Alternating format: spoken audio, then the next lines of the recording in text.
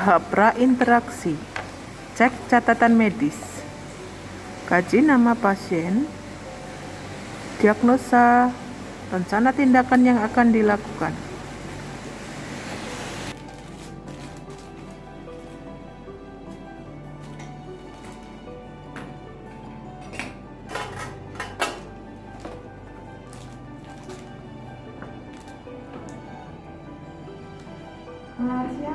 Tahap orientasi. Coba saya lihat dulu pengenalnya. Mbak Bu, ini saya dari perawat Santi. Saya menjaga di sini dari jam 2 sampai nanti jam 5 sore. Nah, nanti Bu Wati ini karena ada luka ya, luka di bagian pinggang ya, bagian pinggang akan saya lakukan perawatan. Ya, tujuannya supaya tidak terjadi infeksi karena kan sudah cukup luas ya situ. Nanti waktunya kurang lebih sekitar 5 menit sampai dengan 10 menit. Nanti kalau ibunya berasa kurang nyaman tolong dibantu ya Mbak ya untuk mengurangi nyerinya dengan tarik nafas dalam gitu ya, dan mohon dibantu untuk dimiringkan, dipegang ibunya. Bisa saya mulai ya Mbak ya? Ibu nanti tolong ini ya Bu ya, sambil miring ya Bu, kalau terasa nyeri bisa tarik nafas dalam ya Bu ya, dari hidung, keluarkan pelan-pelan lewat mulut. Tahap kerja.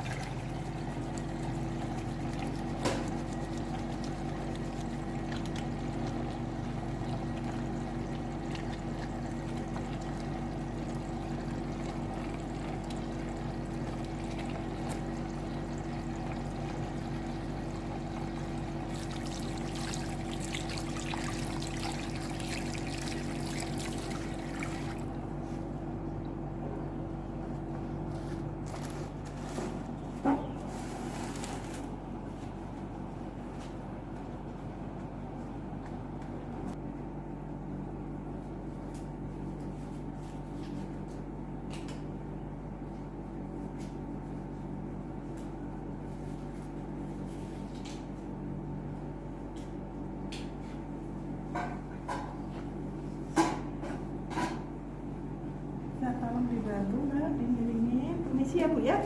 Ini pintunya udah ditutup ya. Ini juga sudah ditutup.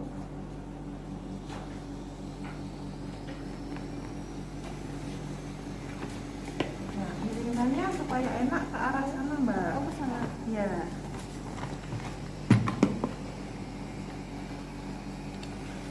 Sambil dipegangin Mbaknya bisa sebelah sana.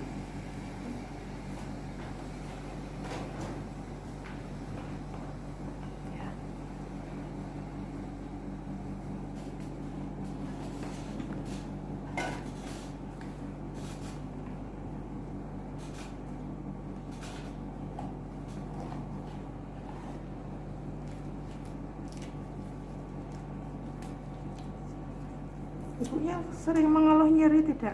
Iya sus. Kalau makannya bagaimana? Apakah Makanya masih tantangan enggak yang ada. amis-amis? Enggak sus. Udah. Karena kan di sini ibunya harus butuh banyak protein ya. Iya. Siap Bu ya. Nanti bisa tarik nafas dalam kalau terasa nyeri. Ini saya kasih napas alkohol dulu supaya ketika dilepas tidak nyeri.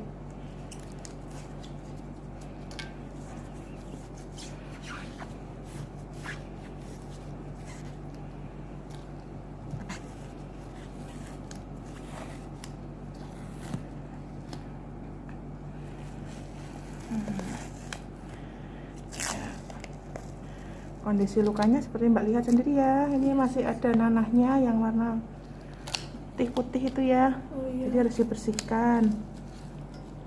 Iya sus. Tutup dulu supaya tahu perkembangan lukanya. 14 panjangnya, lebarnya 5 cm.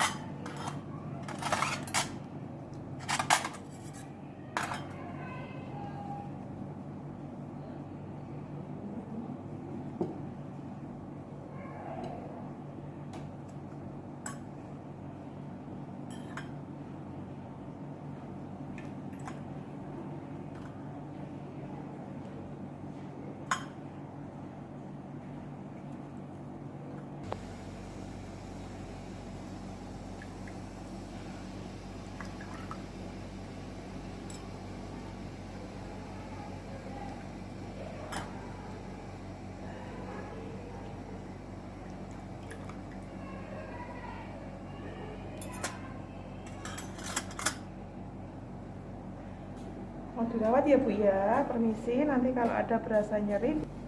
Setelah dilakukan pengkajian luka, bersihkan luka dengan cara irigasi luka dengan menggunakan NaCl 0,9% dengan menggunakan alat spuit. Untuk luka dengan kondisi terdapat jaringan mati atau nekrotik, kita bisa melakukan surgical Ini karena debridement. ada jaringan yang mati ya Bu ya. Pastikan saya bilang ya. pasien tidak mengalami nyeri ketika kita ambil jaringan Kalau sakit matinya. bilang ya Bu ya. Kemudian secara perlahan kita lakukan Oke. debridement Ya, kalau ini? jaringan nekrotik. Ya.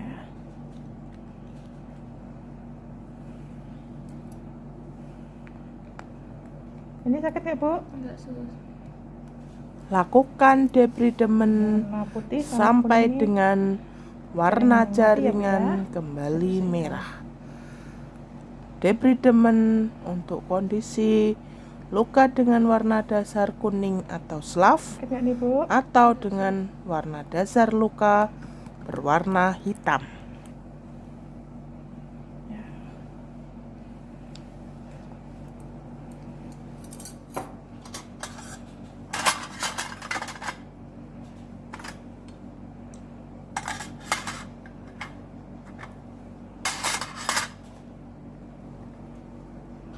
Bersihkan luka, semprot luka dengan menggunakan spuit dan cairan NaCl 0,9%. Ulangi dengan menggunakan kasa lembab NaCl. Dalam kalau berasa Bersihkan sakit. area luka dari dalam keluar secara melingkar. Setelah itu, bersihkan kulit sekitar luka. Setelah luka dibersihkan, keringkan kulit sekitar luka dengan kasa kering. Hal ini bertujuan mencegah kulit sekitar luka atau daerah yang Ibu sambil transisi nanti ya, dilatih tidak ibunya untuk menjadi miring kanan lembab kanan gitu ya. ataupun maserasi yang berakibat akan memperluas tepinya luka.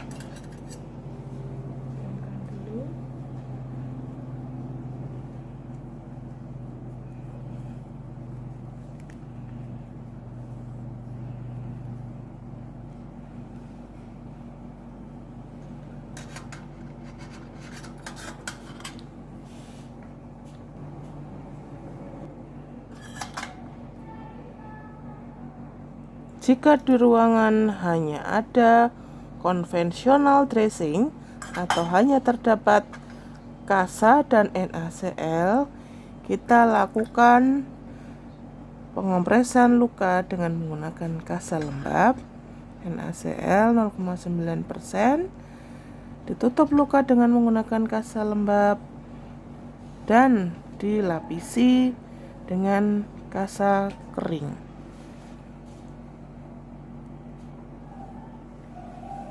Pastikan kita ketika menutup luka dengan kasa lembab hanya di tempat luka, tidak sampai mengenai kulit transisi ataupun kulit yang sehat.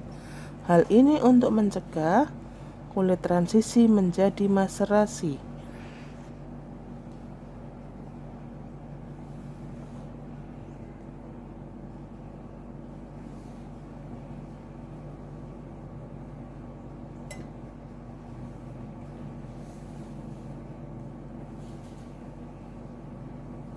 Penggunaan kasa cukup untuk membuat lingkungan sekitar luka menjadi moist. Hal ini bertujuan untuk mempercepat tumbuhnya jaringan granulasi dan mencegah perembesan dari cairan yang keluar dari luka.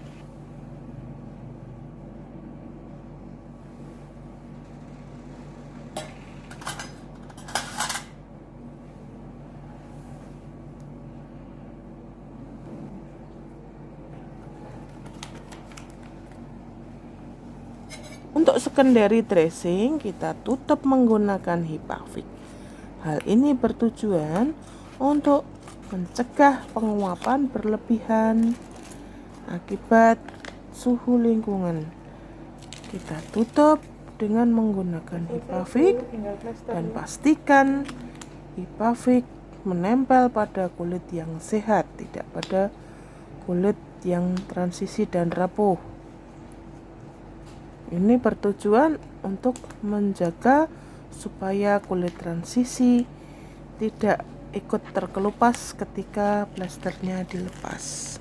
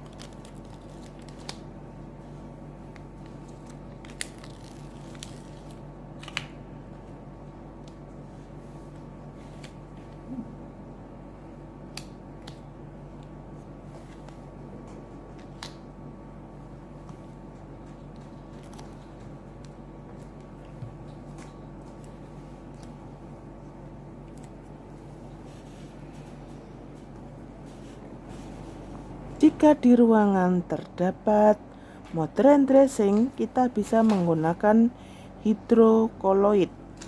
Hidrokoloid berfungsi untuk menjaga lingkungan luka atau luka tetap dalam kondisi moist.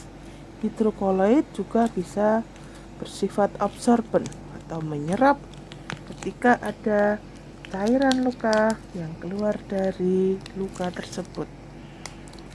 Digunakan sebagai primary dressing jika kita lihat kondisi luka banyak mengeluarkan nanah, pepes, ataupun cairan seros, ataupun ada perdarahan yang keluar, kita bisa menggunakan secondary dressing menggunakan foam.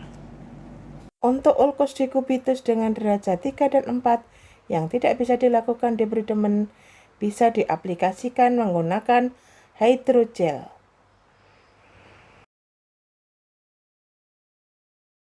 Untuk secondary dressing bisa diberikan transparan film. Luka yang sudah ditutup dengan secondary dressing berupa foam, kemudian tutup luka dengan menggunakan Hipavik. Pastikan lekatkan Hipavik di kulit yang sehat, bukan di kulit yang transisi.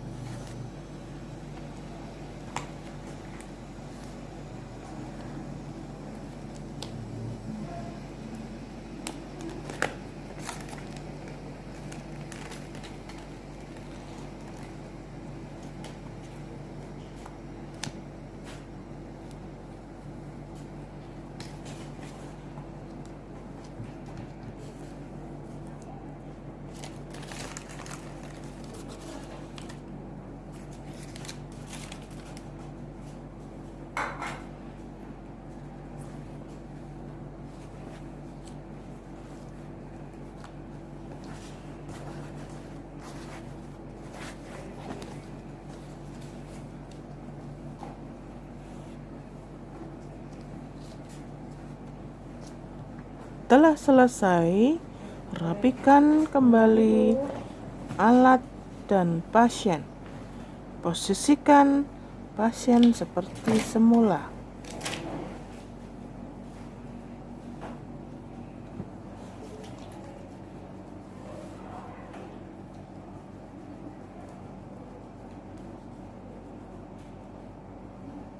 Tadi sudah saya lakukan perawatan ya.